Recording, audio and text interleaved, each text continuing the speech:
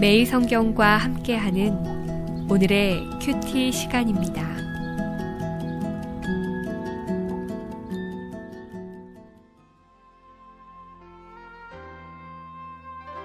(1월 28일) 오늘의 말씀은 요한복음 8장 42절에서 59절까지의 말씀입니다. 예수께서 이르시되 하나님이 너희 아버지였으면 너희가 나를 사랑하였으리니 이는 내가 하나님께로부터 나와서 왔음이라. 나는 스스로 온 것이 아니요 아버지께서 나를 보내신 것이니라. 어찌하여 내 말을 깨닫지 못하느냐. 이는 내 말을 들을 줄 알지 못함이로다. 너희는 너희 아비 마귀에게서 났으니 너희 아비의 욕심대로 너희도 행하고자 하느니라.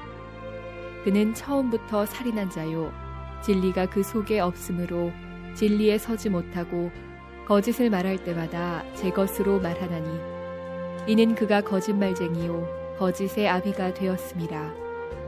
내가 진리를 말하므로 너희가 나를 믿지 아니하는도다. 너희 중에 누가 나를 죄로 책잡겠느냐.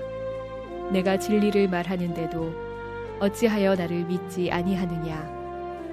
하나님께 속한 자는 하나님의 말씀을 듣나니 너희가 듣지 아니함은 하나님께 속하지 아니하였음이로다.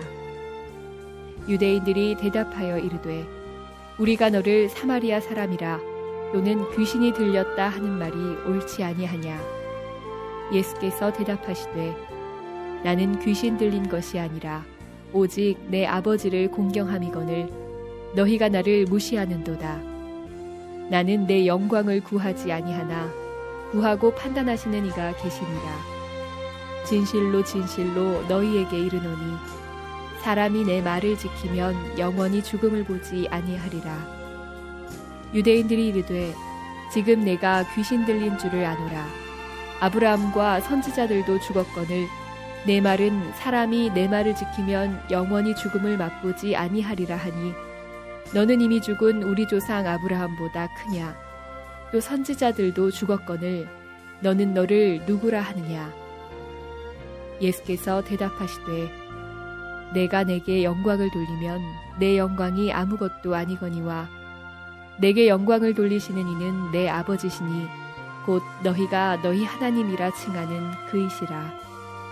너희는 그를 알지 못하되 나는 아노니 만일 내가 알지 못한다 하면 나도 너희같이 거짓말쟁이가 되리라. 나는 그를 알고 또 그의 말씀을 지키노라.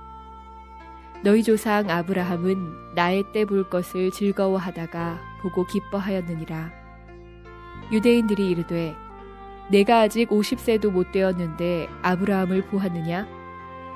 예수께서 이르시되 진실로 진실로 너희에게 이르노니 아브라함이 나기 전부터 내가 있느니라 하시니 그들이 돌을 들어 치려 하거늘 예수께서 숨어 성전에서 나가시니라.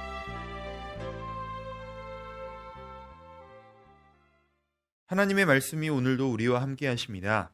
오늘 묵상하시는 말씀이 여러분에게 힘이 되고 능력이 될 것입니다.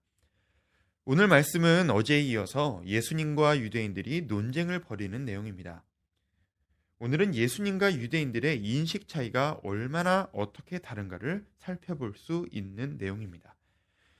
오늘 본문을 보시면 참 재미있는 것이 예수님께서 나라는 표현을 정말 많이 사용하십니다. 42절 한 절만 보시더라도 나를 사랑하였으리니 내가 하나님께로부터 나는 스스로 온 것이 아니요 아버지께서 나를 보내신 것이니라. 이런 표현이 4번이나 나오죠.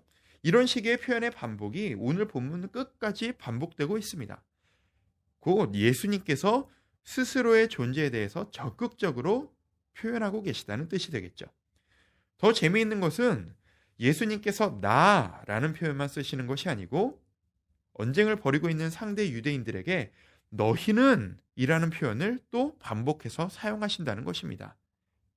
그리고 동시에 이 말을 받아치는 유대인들도 우리는, 너는 이런 식의 표현을 계속해서 반복합니다. 쉽게 말하면 오늘 본문은 예수님과 유대인들의 입장 차이를 대조적으로 반복 설명하고 있습니다. 그런데 이 입장 차이가 얼마나 다른지 모릅니다. 유대인들은 스스로를 이렇게 표현합니다. 우리는 아브라함의 자녀다.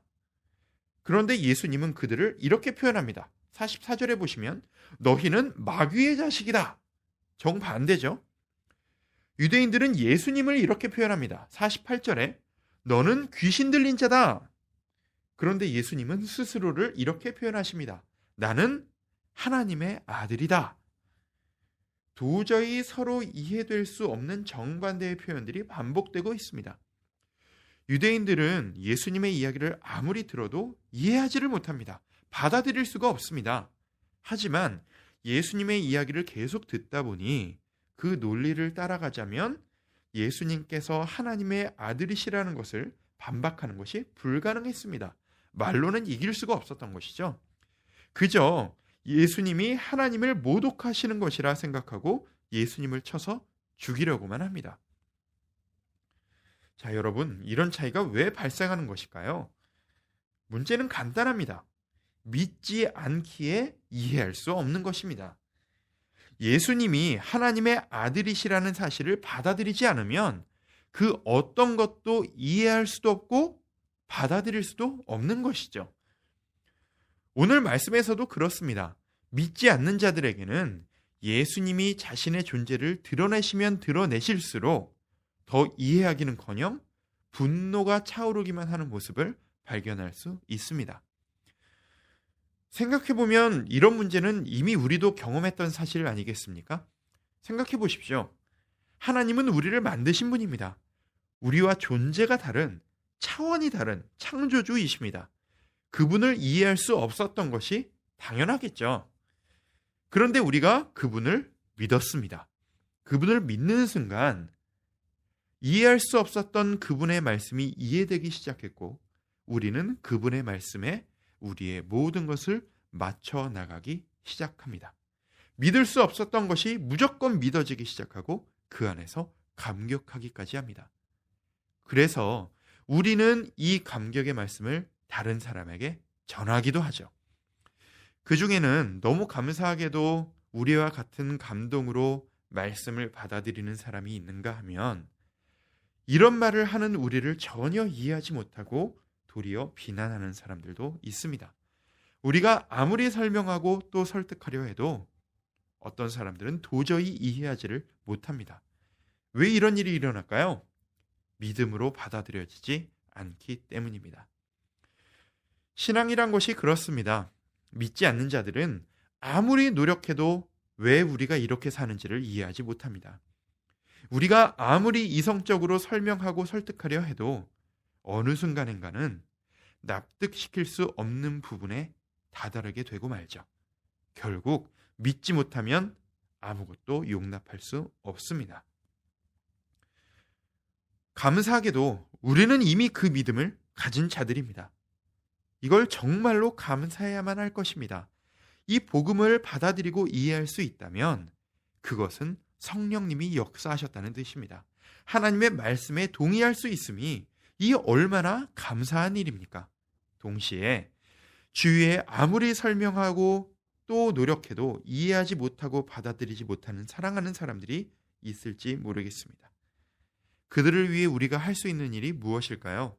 그저 기도하는 일일 것입니다. 성령님께서 저 마음을 주관하셔서 예수님을 믿을 수 있기를, 믿어지기를 위해 기도해야만 할 것입니다. 우리 쓸데없는 논쟁을 피합시다. 그저 하나님께서 믿음을 주시기를 함께 기도했으면 좋겠습니다. 함께 기도하겠습니다. 주님, 주님의 말씀을 믿을 수 있음이 우리의 행복입니다. 감사드립니다. 하지만 여전히 우리 주위에는 주님의 말씀을 받아들이지 못하는 사람들이 너무나도 많습니다. 우리가 그들을 위해 기도합니다. 믿음의 역사를 허락하여 주옵소서. 예수님의 이름으로 기도드립니다. 아멘.